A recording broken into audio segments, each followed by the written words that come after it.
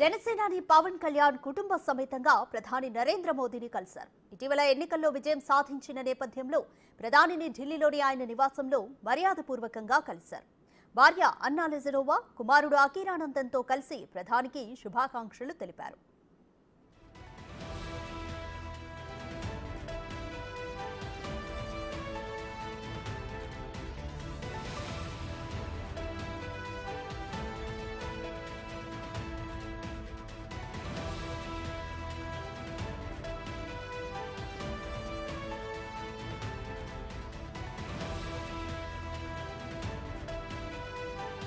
జనసేనాని పవన్ కళ్యాణ్ కుటుంబ సమేతంగా ప్రధాని నరేంద్ర మోదీని కలిశారు. ఇటీవల ఎన్నికల్లో విజయం సాధించిన నేపథ్యంలో ప్రధానిని ఢిల్లీలోని ఆయన నివాసంలో మర్యాదపూర్వకంగా కలిశారు.